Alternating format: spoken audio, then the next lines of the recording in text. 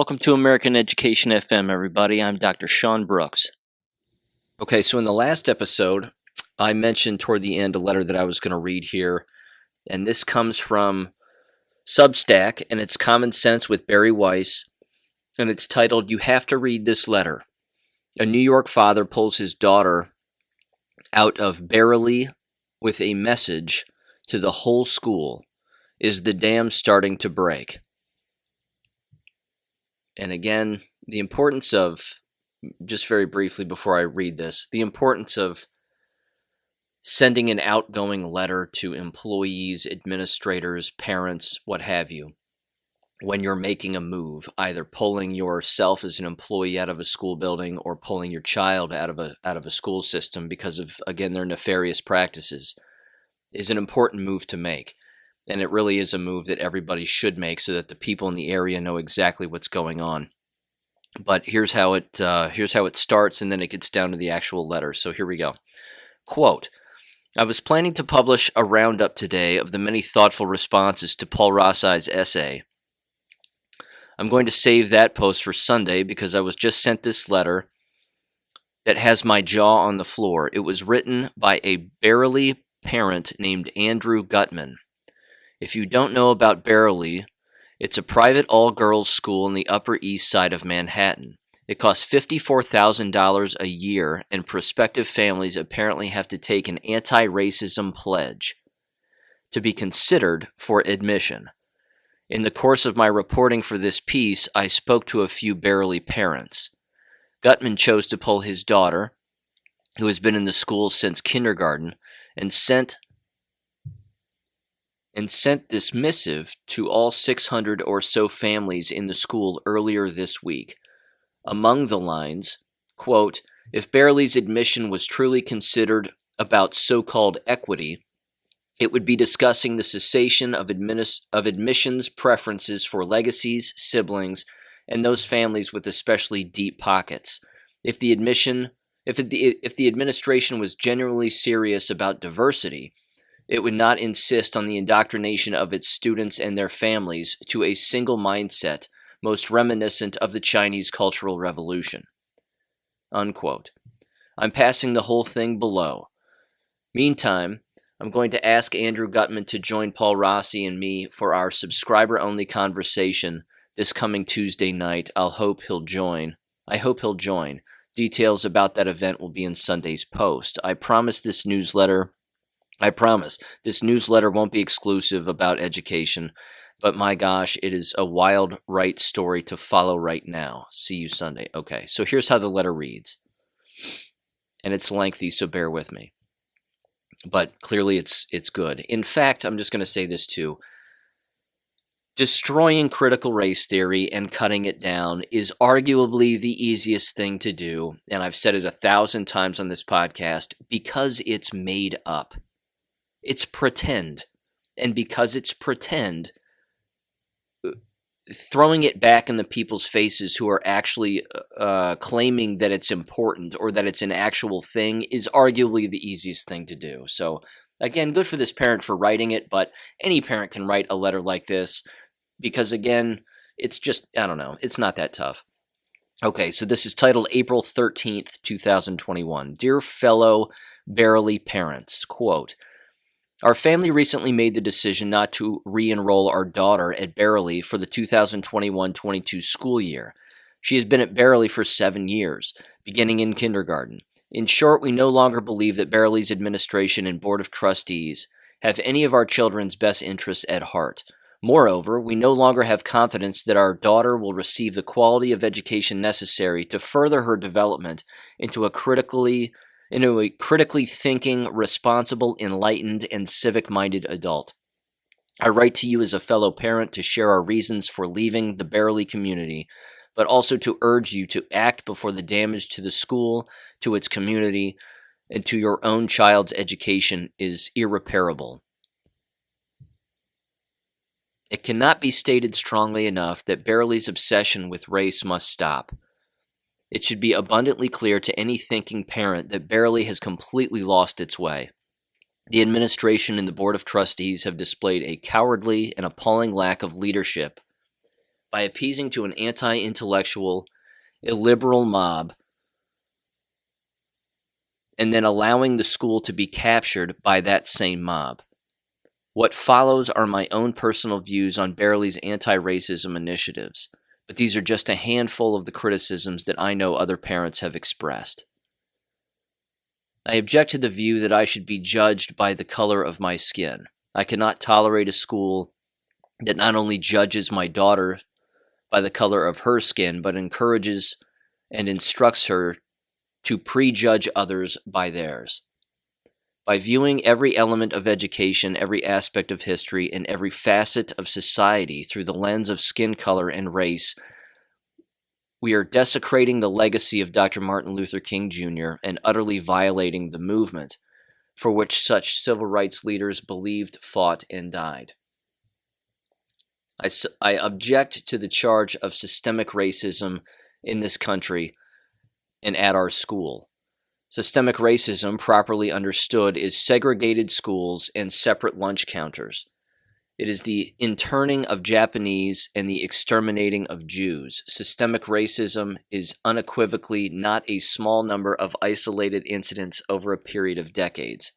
Ask any girl of any race if they have ever experienced insults from friends, have ever felt slighted by teachers, or have ever suffered the occasional injustice from a school at which they have spent up to 13 years of their life, and you are bound to hear grievances, some petty, some not.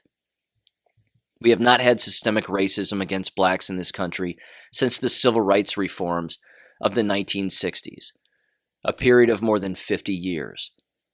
To state otherwise is a flat-out misrepresentation of our country's history and adds no understanding to any of today's societal issues. If anything, long-standing and widespread policies such as affirmative action point in precisely the opposite direction. I object to the definition of systemic racism apparently supported by Berkeley, that any educational, professional, or societal outcome where blacks are underrepresented is prima facie evidence of the aforementioned systemic racism or of white supremacy and oppression. Facile and unsupported beliefs such as these are the polar opposite of the intellectual and scientific truth for which Berkeley claims to stand. Furthermore, I call bullshit on Berkeley's oft-stated assertion that the school welcomes and encourages the truly difficult and uncomfortable conversations regarding race and the roots of racial discrepancies. I object to the idea that blacks are unable to succeed in this country without aid from government or from whites. Berkeley, by adopting critical race theory, is advocating the abhorrent viewpoints that blacks should forever be regarded as helpless victims and are incapable of success regardless of their skills, talents, or hard work. What Berkeley is teaching our children is precisely the true and correct definition of racism. I object to mandatory anti-racism training for parents, especially when presented by the rent-seeking charlatans of Pollyanna. These sessions, in both their content and delivery, are so sophomoric and simplistic, so unsophisticated and inane, that I would be embarrassed if they were taught to barely kindergartners. They're an insult to parents and unbecoming of any educational institution, let alone one of Berkeley's caliber. I object to Berkeley's vicious, inappropriate, and fanatical use of words such as equity, diversity, and inclusiveness. If Berkeley's administration was truly concerned about so-called equity, it would be discussing the cessation of admissions preferences for legacies, siblings, and those families with especially deep pockets. If the administration was generally serious about diversity, it would not insist on the indoctrination of its students and their families to a single mindset most reminiscent of the Chinese Cultural Revolution. Instead, the school would foster an environment of intellectual openness and freedom of thought. And if Berkeley really cared about inclusiveness, the school would return to the concepts encapsulated in the motto, One Berkeley, instead of teaching the extraordinarily diverse idea that there are only and always two groups in this country, victims and oppressors. I object to Berkeley's advocacy for groups and movements such as Black Lives Matter, a Marxist, anti-family, heterophobic, and anti-Asian and anti-Semitic organization that neither speaks for the majority of the black community in this country nor in any way, shape, or form represents their best interests. I object to, as we have been told, time and time again over the past year, that the school's first priority is the safety of our children. For goodness sake, Barely is a school, not a hospital. The number one priority of the school has always been and always will be education. Barely's misguided priorities exemplify both the safety culture and cover your ass culture that together have proved so toxic for our society and have so damaged the mental health and resiliency of 2 generations of children and counting. I object to the gutting of the history, civics, and classical literature curriculums. I object to the censorship of books that have been taught for generations because they contain dated language, potentially offensive to the thin-skinned and hypersensitive, something that has already happened in my daughter's 4th grade class. I object to the lowering of standards for the admission of students and for the hiring of teachers. I object to the erosion of rigor in classwork and the escalation of grade inflation.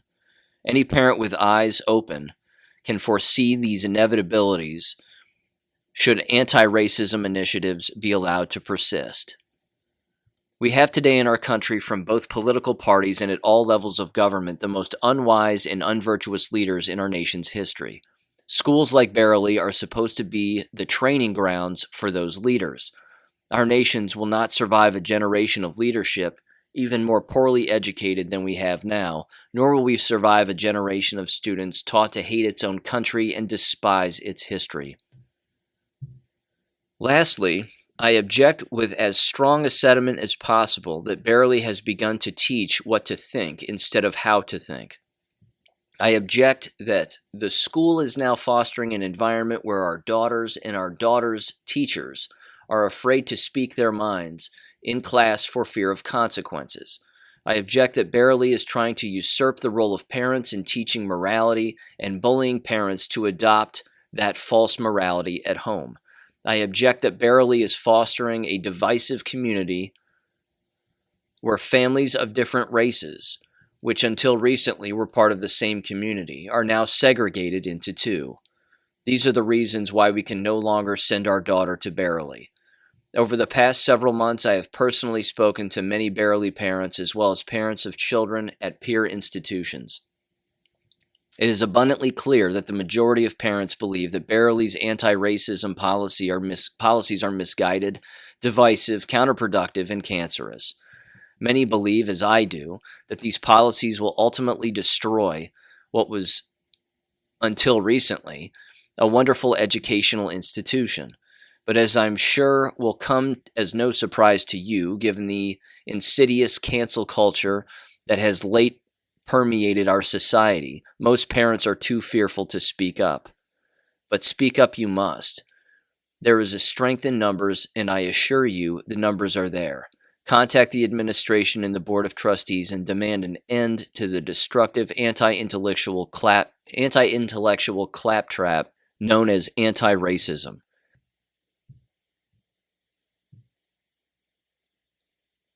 And if changes are not forthcoming, then demand new leadership. For the sake of our community, our city, our country, and most of all, our children, silence is no longer an option. Respectfully, Andrew Gutman. Unquote. Okay. That's an excellent letter to say the least. He's not new, though. Those kinds of letters aren't new. I'm glad that it was put out there. I'm glad that it was written. It's essentially a template. Anybody can take that template, pop in their own school's name, put in a few other descriptives of what's going on within their child's school regarding the behavior of the superintendent, the school boards, the administrators, the teachers, etc., and then send it out to all the parents, as many parents as you can. Send it out to all of the teachers. Send it out to, the school board and the administration. It's an excellent letter, and it's an excellent template to say the least, but it's already been replicated. There have already been countless letters like it, regardless of the kind of school. And it's something that, that's just not new. Again, I'm glad that he wrote it. I'm glad that he's standing up for his child, because that's the role of the parent. But I would just recommend that, again, more and more parents do such a thing. And that if you're leaving a particular district, again, either as an employee or you're pulling your child out of that district, that you write such a letter in order to make everybody aware of what's actually going on. I will also include the link to that direct letter in the description of this podcast episode so that you can download it yourself, cut and paste it, toss it into a Word document, and again, use it if you're interested. Now, you may have heard a name in there that I mentioned, an individual by the name of Paul Rossi. So Paul Rossi is a math teacher who was pulled from his classes at Grace Church School after criticizing the school's anti-racism policies. And he has audio that he has released. And this comes from the Daily Mail. And it's titled, "We're Demonizing White People for Being Born," quote unquote. Leaked audio captures headmaster of elite NYC school agreeing with teacher who was banned from classroom for speaking out about white-shaming students. And it says this in the bullet points, and then I'll play that audio here in a second. It says, math teacher Paul Rossi, who was pulled from his classes at Grace Church School after criticizing the school's anti-racism policies, released audio Tuesday. Headmaster George Davidson acknowledges that white kids are being demonized in a taped telephone conversation. Math teacher Paul Rossi claimed Grace Church School was indoctrinating pupils. He said he could not stay silent, witnessing the harmful impact of the lessons. He has now been relieved of his teaching duties, quote unquote. The school confirmed Monday. Shortly after releasing the video, Rossi told DailyMail.com that several people at the school have offered him words of support, but he doesn't blame them for not speaking out. People have a duty to the truth, and they also have a duty to their families, and everyone must weigh those priorities for themselves. All right, so I'm going to play this audio, but that right there, I mean, that conundrum is a big, big issue. When you're faced with a dilemma, or it's a dilemma in some people's eyes, but not all, what do you do? I mean, you're left with two options. You can stick your head in the sand, turn the other cheek, and act like nothing bad is happening, or you can confront it head on, knowing full well that you'll probably lose your job. You may have to move, a number of other things. This is something that I've dealt with, and for me, it was there was no choice. There was no choice. I came to the conclusion very quickly in my own career many years ago. Do I continue to let sexual grooming take place? Do I continue to let the abuse of children take place? Of course not. Of course not. I made the decision in less than 24 hours. More and more students kept coming to me in my particular situation for help. I let their parents know, I let the administrators know, and then the administrators turned against me. In the case of Paul Rossi here, it's no different. He did the right thing, and then they came after him.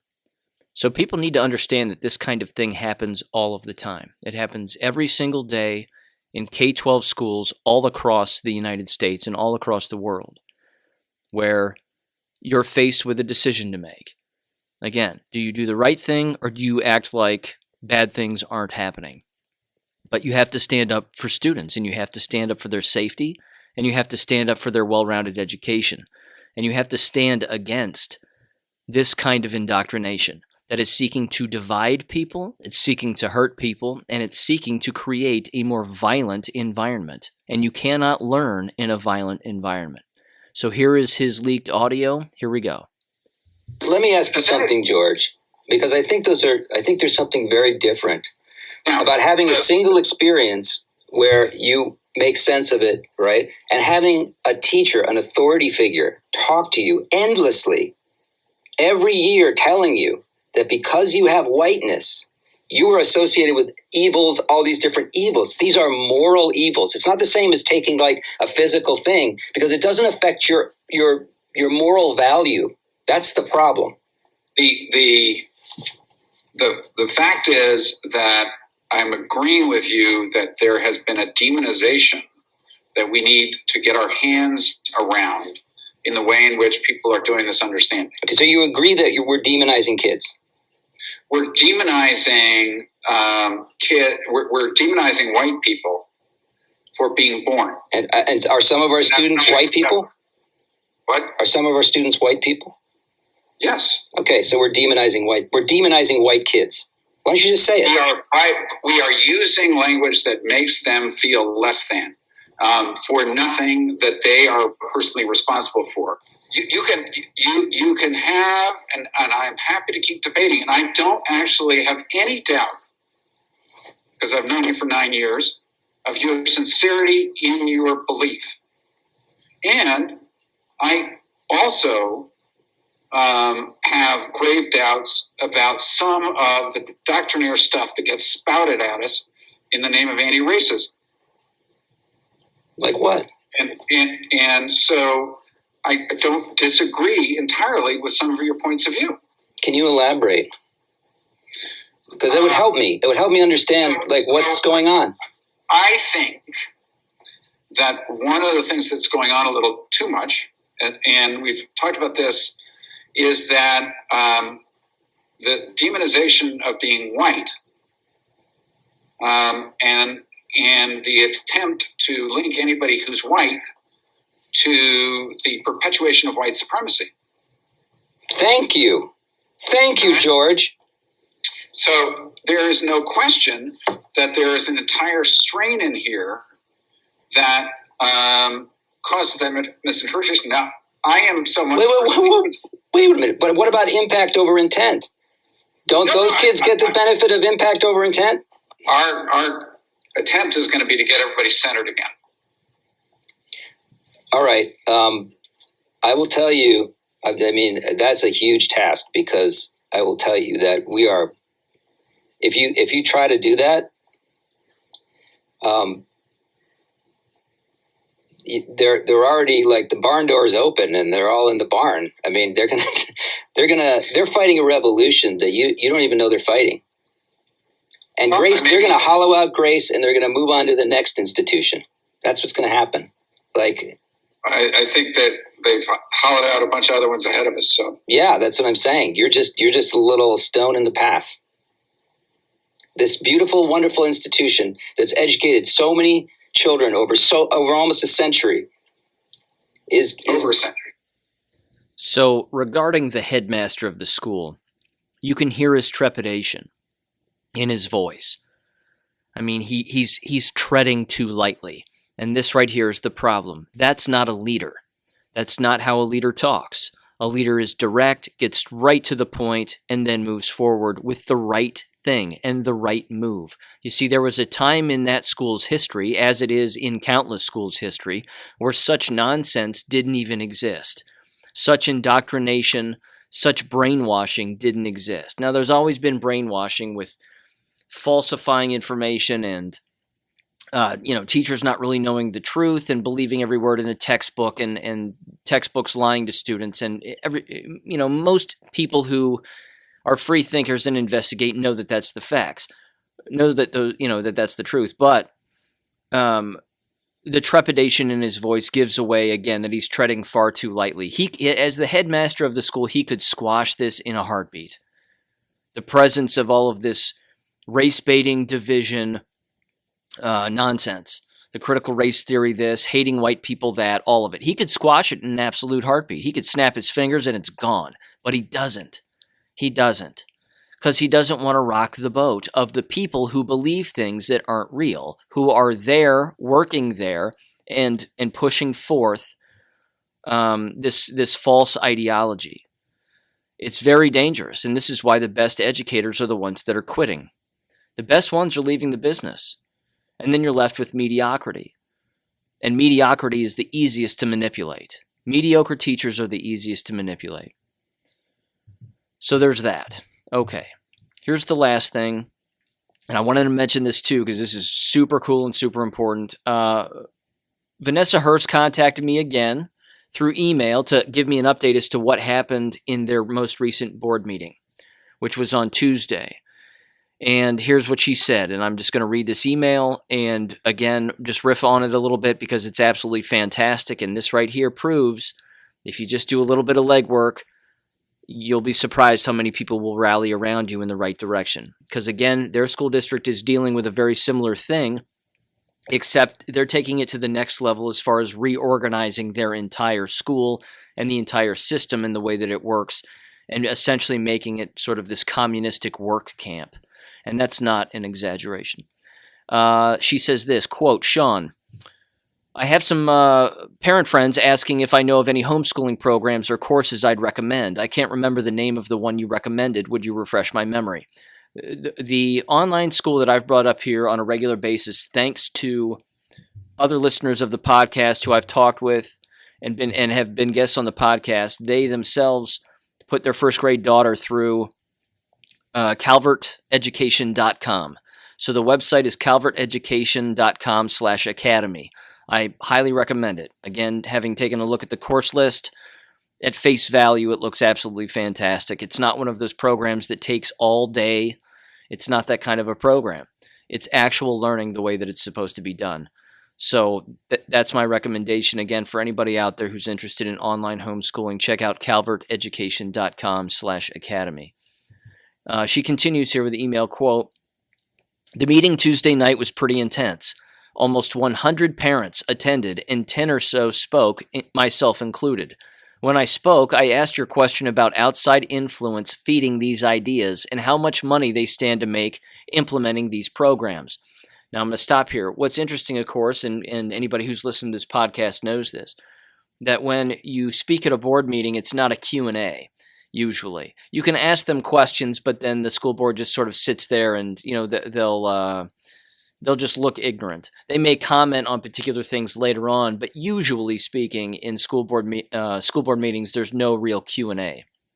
But here's what she says, quote, the superintendent looked away. So did one board member. One of the board members is, I think, on our side. She argued against the merger quite a bit. However, I'm not entirely convinced by any of these people. They didn't use any kind of mic amp system, so it was very hard to hear and harder to hear my recording. She recorded it, apparently. I'll take another listen and see if I can at least transcribe some of it. They're supposed to host community discussions at each school. Our school's meeting is on the 29th of this month. I'll get back with you afterward about coming back for an update. I did have someone tell me that the state is trying to make the board close one of the high schools because of low enrollment. And apparently the conversation has been going on for a year now. Parent outrage is through the roof. My phone has been blowing up with calls and texts wondering what to do. Outsider support for the schools is high as well.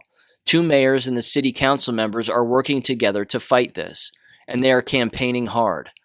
Losing those middle schools will destroy these small town economies.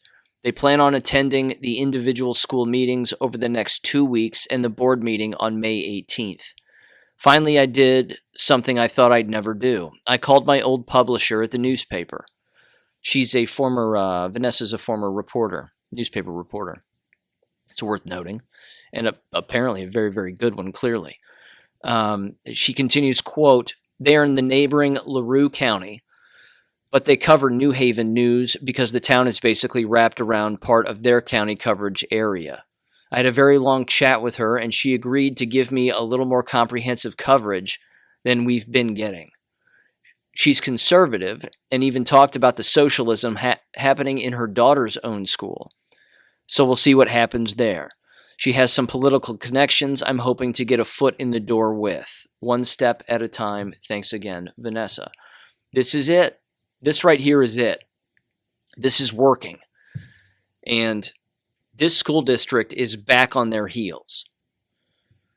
I mean, again, wrap your mind around it just briefly here for a moment. You have an entire school district that is being run by a Marxist. There are school board members on the school board who agree with this Marxist. And that's usually all it takes. If you have the majority of a school board and they agree with the superintendent because they're responsible for hiring the superintendent and they're all in agreement, that's going to, that right there is the fate of your entire district. Are they going to succeed or are they going to fail? They usually, when they fail, they fail because of their own implementation of things that have nothing to do with reading, writing, and arithmetic. As the previous recording and previous story and the previous two stories just exemplified. The same is true here, only this is, again, for us, a more local, regional, tri-state area issue, but it's an issue that's going on in countless school districts all over America. But this is the answer. When you speak up and you speak out, people start to do the same, and they start to find the courage to do it when maybe in the past they maybe didn't have it. Vanessa has now people rallying around her, and they're interested in finding out more information about what's going on, speaking out about it more frequently, organizing with one another to go against these people, and rightfully so. I think that the hammer that's going to drop, I don't want to put the cart before the horse here, but there's a level of pressure now on this school district that was never there before. That level of pressure doesn't get easier over time. It gets heavier. And that's a good thing. So the superintendent has to go. That has to happen. The school board members have to go. And all it takes are knowledgeable parents. You don't have to know a ton about education. All you have to do is care. All you have to know is the difference between right and wrong. And then you can run against these people and run them out. And you use their own platform that they've been implementing, this Marxist communistic program, against them in any form or flyer or YouTube video that you put out, whatever it is. That's how you market that kind of information. You use their own failing policies against them and how they are destroying your town or city and your students as a result of their own failed policies. And then they will be gone. And then you fire the superintendent once you have the majority of the school board. And then that superintendent, do not give them a job as an administrator or a teacher in that district. You kick them out. And then here's one last move. And this is an important one too. That superintendent is going to want references. They're going to want to know from the new school board members, the patriots, the freedom-loving patriots who would become the new school board members. They're going to want to hear from them about who that superintendent is and what they did when they could try to contact a reference, or they call them to say, hey, what's the deal with this person? Why did they leave? Blah, blah, blah. You have to tell them the truth. You have to tell them they're a full-blown Marxist. You have to tell them that you don't recommend any school district hire that person, and you destroy them. That's how that works. These people have to be destroyed professionally because they, I might add, do the same thing to innocent, freedom-loving teachers and administrators. There are great administrators out there. There are great teachers out there. You heard in that audio clip earlier from one of them. That's one of them. But that right there shows that you have to use their tactics against them. It's the only way that school districts will improve and move toward more freedom, more independence, and less division, violence, and indoctrination. Again, one last time, I'm going to include in the description below a link to the Barry Weiss Substack article, which has that entire letter, which I highly recommend that you use as a template if you're interested. So that's it for this week. Catch you Monday. Thank you for listening to American Education FM. Make sure and check out AmericanEducationFM.com for more information. Take care and God bless.